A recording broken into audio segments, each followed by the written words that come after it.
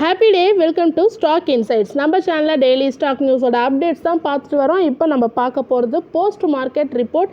இந்த கண்டென்ட்லாம் நான் Economic Times, Moneycontrol, CNBC, TV 18லேருந்து எடுத்திருக்கேன். நான் செபி ரெஜிஸ்டர் அட்வைசர் கிடையாது.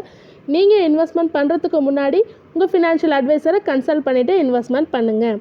இன்றைக்கி என்னென்ன ஸ்டாக்ஸ் மெயினாக நியூஸில் வந்ததுன்னு பார்த்தீங்கன்னா, பேங்க் ஆஃப் பரோடா இன்றைக்கி 4% இன்க்ரீஸ் ஆகிருக்காங்க. அவங்க குளோபல் பிஸ்னஸ் வந்து 10.23% இன்க்ரீஸ் ஆகிருக்குன்னு சொல்லியிருக்காங்க. For the second quarter global deposit 9.11% on yearly basis increase ஆகிருக்கு. டொமஸ்டிக் டெபாசிட்டும் 7.14% இயர்லி பேசிஸ் இன்க்ரீஸ் ஆகிருக்கு. இந்த நியூஸ் நம்ம ப்ரீ மார்க்கெட் ரிப்போர்ட்லேயே பார்த்துருந்தோம். அதனால் இன்றைக்கி பேங்க் ஆஃப் பரோடா 4% மார்னிங் ட்ரேடில் இன்க்ரீஸ் ஆயிருந்தது. இதுக்கு சிட்டி வந்து பாசிட்டிவ் அவுட்லுக் கொடுத்து பை ரெக்கமெண்டேஷன் கொடுத்துருக்காங்க. டார்கெட் 300 பர் ஷேர்னு சொல்லியிருக்காங்க.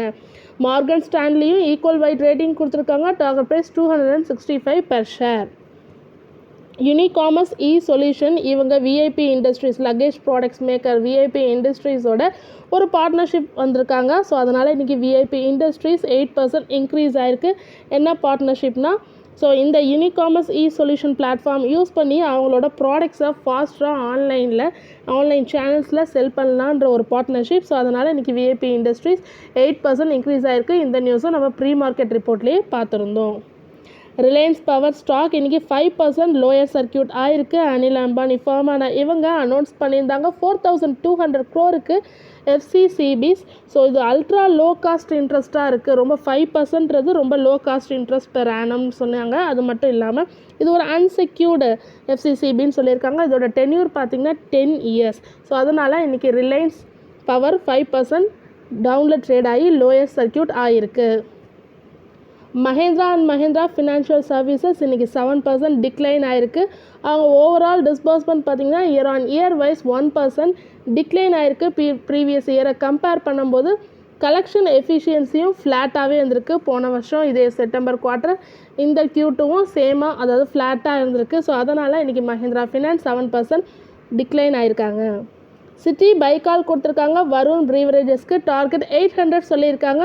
ஸோ எதனால் சொல்லியிருக்காங்கன்னா, ஸ்ட்ராங் மார்க்கெட் பொசிஷனில் இருக்காங்கன்னு சொல்லியிருக்காங்க. க்ரோத் வந்து அவங்க சாஃப்ட் ட்ரிங்க்ஸ் செக்டாரில் நல்லா இருக்குது க்ரோத்துன்னு சொல்லியிருக்காங்க.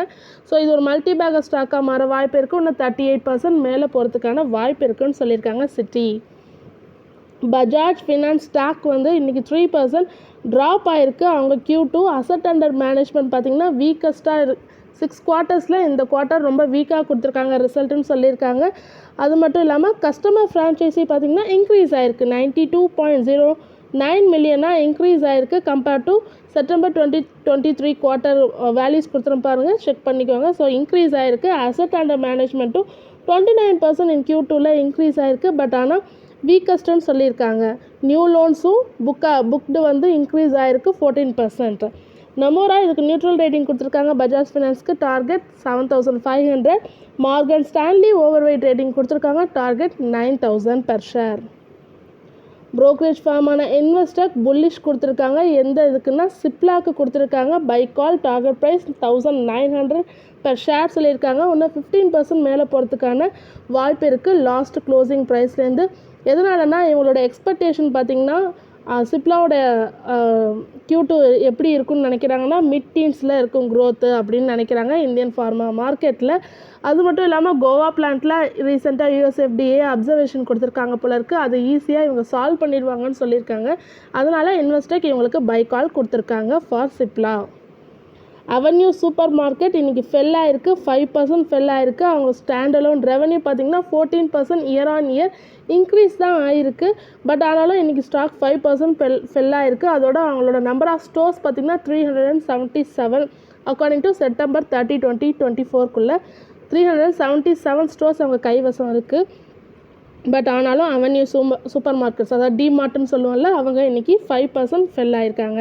இதுக்கு Morgan Stanley over weight rating கொடுத்துருக்காங்க. டார்கெட் ப்ரைஸ் 5769 கொடுத்துருக்காங்க. மெக்வாரி அவுட் பெர்ஃபார்ம் ரேட்டிங் கொடுத்துருக்காங்க. Target 5600 per share. கோல்ட்மேன் சாக்ஸ் செல் ரேட்டிங் கொடுத்துருக்காங்க. Target price 4050.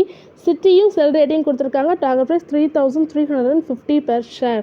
எதனால் இவங்க 2 பேரும் டவுன் கிரேட் பண்ணியிருக்காங்கன்னா, அவங்க நம்பர் ஆஃப் ஸ்டோர்ஸ் இன்க்ரீஸ் பண்ணாங்கன்னா அவங்களுக்கு லாஸ் தான் ஆகும்னு சொல்லியிருக்காங்க கோல்ட்மேன் சாக்ஸும் சிட்டியும். ஸோ அதனால் அவங்க வந்து செல் ரேட்டிங் கொடுத்துருக்காங்க. சிப்லா மெடிக்கேர் இன்றைக்கி 1% இன்க்ரீஸ் ஆகிருக்கு. அவங்க சப்சிடரியான சிப்லா ஃபார்மா லைஃப் சயின்சஸ்க்கு சர்டிஃபிகேட் ஆஃப் சூட்டபிலிட்டின்னு சிஇபின்ற இது கிடச்சிருக்கு. யார்கிட்டேருந்துன்னா European directorate of quality of medicines and health care கிட்டேருந்து கிடச்சிருக்கு. எதுக்காகனா ஃபார் ஏஏபி டெஸ்மோப்ரெசின்றதுக்காக அவங்களுக்கு சர்டிஃபிகேட் கிடச்சிருக்கு.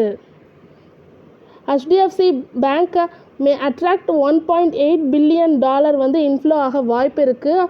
அக்கார்டிங் டு MSCI ப்ரொவைடர் அவங்க இன்க்ரீஸ் பண்ணுறதுக்கு வெயிட்டேஜ் HDFCயில் வெயிட்டேஜ் இன்க்ரீஸ் பண்ணுறதுக்கு வாய்ப்பு இருக்குன்னு சொல்லியிருக்காங்க. இது வரைக்கும் HDFCயில் FIயோட இது பார்த்திங்கன்னா அபவுட் 20% இருக்குது. FIயோட ஷேர் ஹோல்டிங் அபவுட் 20% இருக்குது HDFC பேங்க்குக்கு. So second phase of weight increase வந்து நவம்பர் 24, அதாவது நவம்பர் 2024 ரீஆர்கனைசேஷன் இருக்கும். ஸோ அப்போ வந்து MSCI வந்து இன்ஃப்ளோ ஆக வாய்ப்பு இருக்குது. $1.8 பில்லியன் HDFC பேங்க்கில் இன்ஃப்ளோ ஆக வாய்ப்பு இருக்குன்னு சொல்லியிருக்காங்க. ஸோ இந்தியாவோட லார்ஜஸ்ட் ப்ரைவேட் செக்டார் பேங்க்கான இவங்க லார்ஜஸ்ட் செக்யூரிடைசேஷன் பூல் வச்சுருக்காங்க for the worth of 9,063 crore. இதை முன்னிட்டு இந்தியா ரேட்டிங்ஸ் டொமஸ்டிக் ரேட்டிங் ஏஜென்சியான இந்தியா ரேட்டிங்ஸ் AAA ரேட்டிங்ஸ் கொடுத்துருக்காங்க HDFC பேங்க்குக்கு. இண்டிகோ ரெமடிஸ் இன்றைக்கி ஸ்டாக் வந்து 3% இன்க்ரீஸ் ஆகிருக்கு. அவங்களுக்கு அப்ரூவல் கிடச்சிருக்கு US FDA கிட்டேருந்து. எதுக்காகன்னு பார்த்தீங்கன்னா நியூ ட்ரக் அப்ளிகேஷனுக்கான அப்ரூவல் தான். என்ன அந்த அப்ளிகேஷன், அந்த நியூ ட்ரக் என்னென்னா சிட்ரசைன் ஹைட்ரோக்ளோரைட் டேப்லெட்ஸ் USP 10 mgக்கான அப்ரூவல் கிடச்சிருக்கு. அதனால் இன்றைக்கி இண்டிகோ ரெமடிஸ் வந்து 3% இன்க்ரீஸ் ஆகிருக்காங்க. தொடர்ந்து இதுமாரி யூஸ்ஃபுல்லான இன்ஃபர்மேஷன் வேணும்னா மறக்காமல் நம்ம சேனலை சப்ஸ்கிரைப் பண்ணுங்கள், பெல் ஐக்கான் கிளிக் பண்ணுங்கள், லைக் அண்ட் ஷேர் பண்ணுங்கள். தேங்க்யூ.